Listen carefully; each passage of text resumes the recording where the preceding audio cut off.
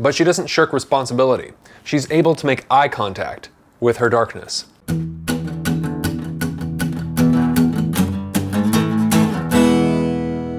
than food, man. Good morning, everyone. Howdy, how y'all doing? Welcome to Better Than Food Book Reviews. I'm your host, Clifford Lee Sargent. Great to see you as always. Get that coffee. For those of you who are new, this is a show dedicated to helping you find the greatest books you've ever read. Today is The Chronology of Water by Lidia Yuknavitch. This was sent to me by a very kind fan of the show. Thank you very much. And this is a flap here, interestingly. There's definitely a boob under there. This is, as you can see, this is her on the front. It's a great photo, and it's a compelling cover because, you know, it's like stickied in there. And so, you know, I will try not to get marked and flagged by YouTube for showing a boob. What have we come to? I mean, seriously, ladies and gentlemen. But if you purchase it using the link in the description box below, the channel gets a kickback and you can see the full cover for yourself. Lidia Yuknavitch is an American writer and teacher who resides in the Portland, Oregon area, my home territory. This is her memoir, published in 2010. And what a hell of a story it is, I'm telling you. Chuck Palahniuk, author of Fight Club, called it extraordinary. Throughout her life, she's been a swimmer, once aspiring to go to the Olympics before Jimmy Carter ruined that with the ban on the 1980 Summer Olympics in Moscow. And so in addition to the pool, she dove into drugs and alcohol. Later, she became a writer, going to school and taking a class with Ken Kesey, where the whole class wrote a collaborative novel together. And she also became a teacher, getting a PhD. But through it all, she has continued to swim. Water is the consistent image that infiltrates nearly all, if not every, significant metaphor in the book. The Chronology of Water refers to the life of Lidia Yuknavitch, ebbing and flowing and mixing and seething in a nonlinear maelstrom. In an interview in the end of the book, she describes the idea of the title being something like that. This is a story about failure and reinvention, the idea of memory, the inescapable past, and for me, how fleeting all of it is, as we lose it all the collected truths and fictions that we hold inside our minds, slipping back into the dirt, mixing with rainwater, or burned and scattered in the sea. Sometimes it's refreshing to hear the truth. It's also about the cycle of violence or damage, the damage of certain actions and the damaging actions that result from that damage.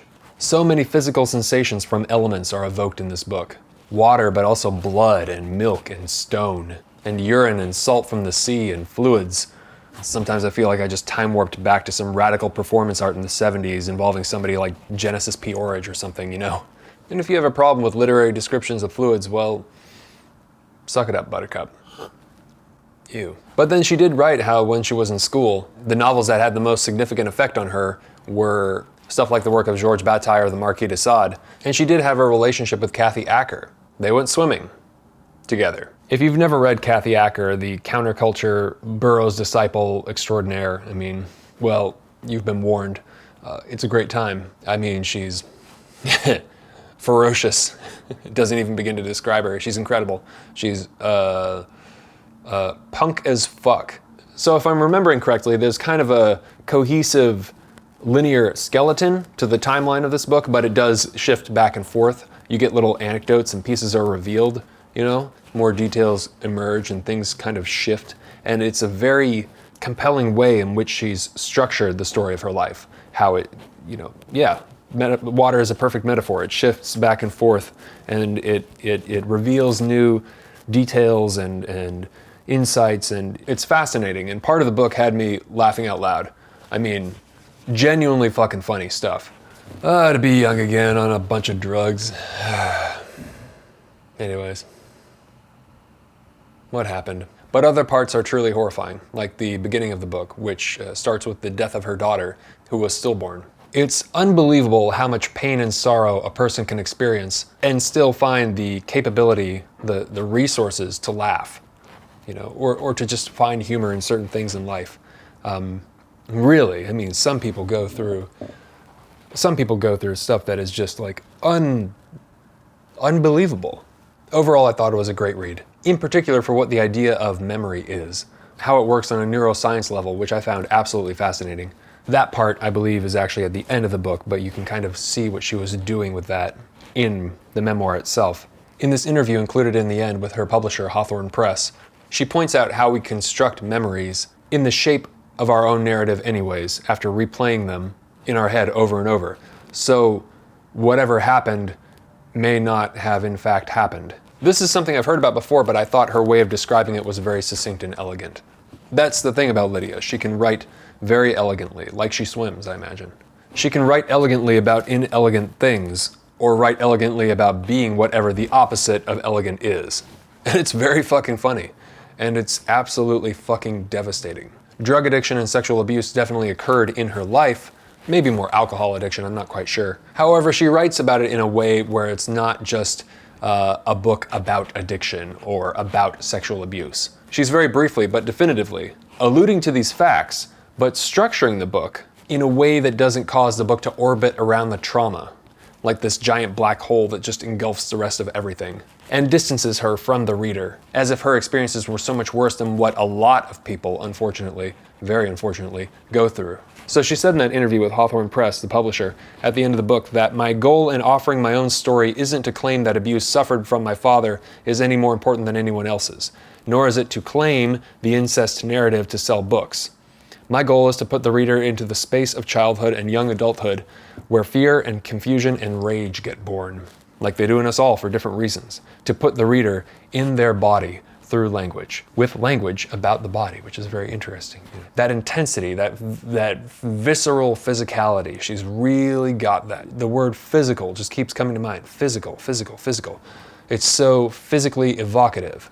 It's very much an all-encompassing portrait of a fascinating human. I was gonna say like anybody's life, but maybe a lot of lives are boring, I'm not sure. Maybe that's what makes this book special. A lot of these events are just like, whoa, you know. Later on in her life, to continue the water metaphor, her father, who abused her, drowns without dying. He experiences hypoxia, and he loses his memory, or a significant part of it. So the water not only serves as Lidia's sanctuary, but it turns the person who caused her the most harm into a docile creature, one that she actually miraculously tolerates. And so the book is also about compassion.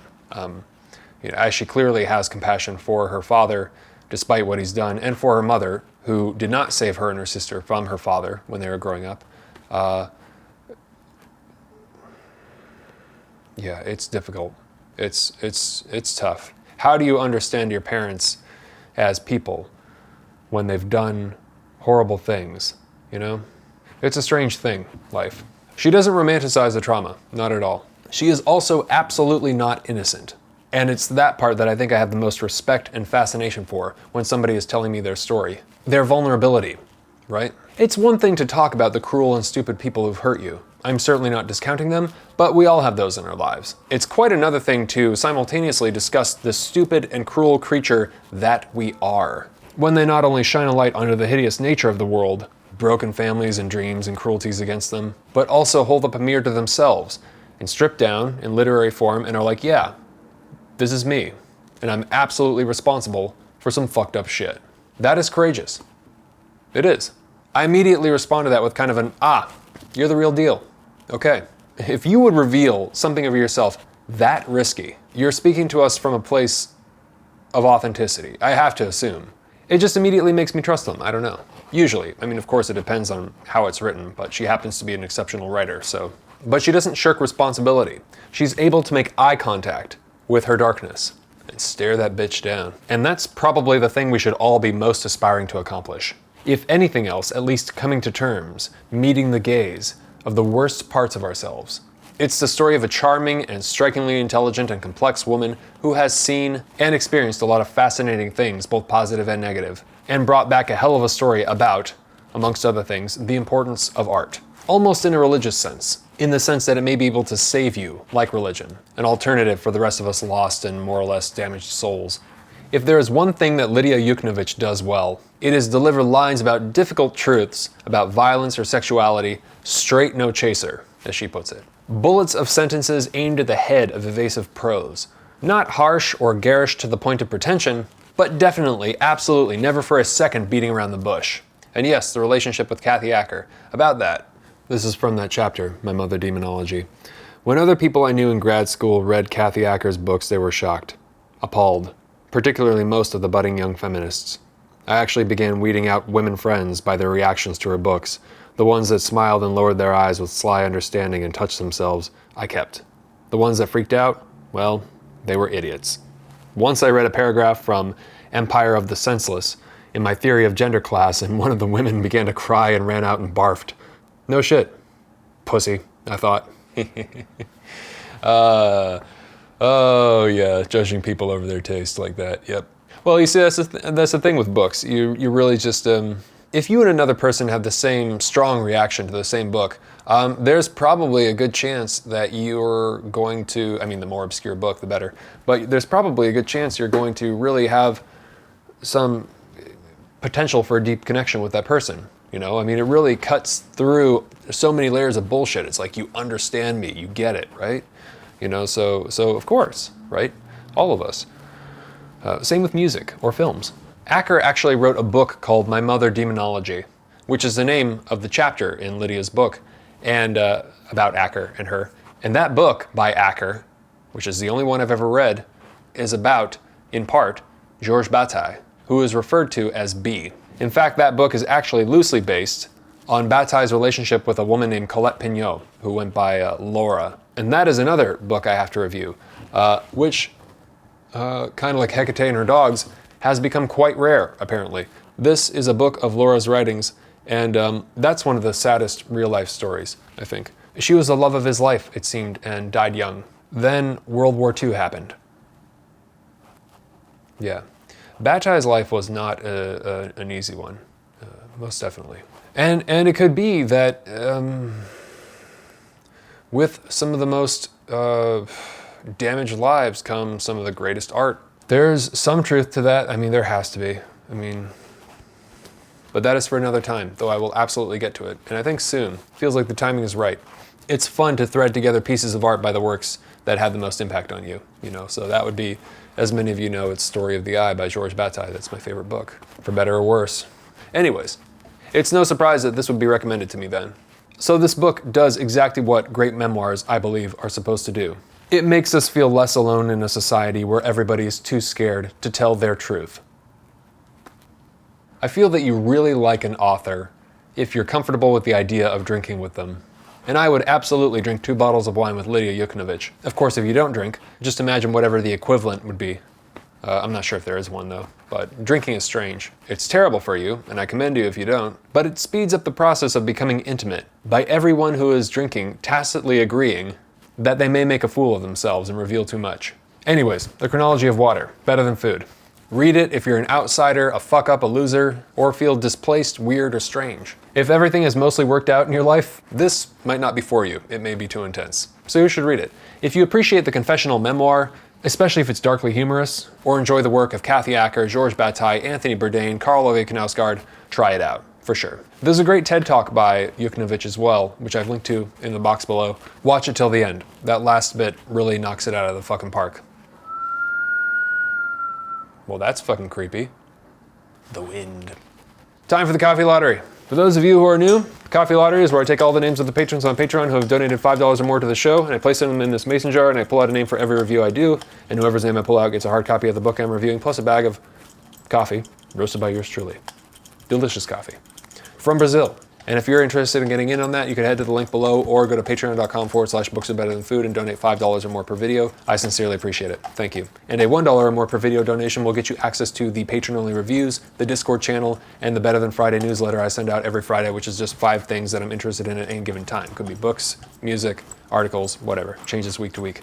If you think we have similar taste, I think you'll get a lot of value out of that. And there's a bunch of them already up. Unfortunately, international shipping is not included. Thank you very much to all the patrons who have supported the show. Best of luck. All right, here we go. Lindsay. Thank you very much, Lindsay. Really appreciate it. You're going to receive The Chronology of Water by Lidia Yuknavitch and some delicious coffee from Brazil. Brazil, when stars were entertaining you. Okay, so that's all I've got for you today. Please subscribe if you haven't already, and don't forget to hit the like button if you enjoy this. All right, please always remember right now to wash your hands. Be careful out there. All right, and also to bring a book wherever you go. Thank you very much for watching. Take care of yourselves. Have a good night, and I'll talk to you soon. Ciao.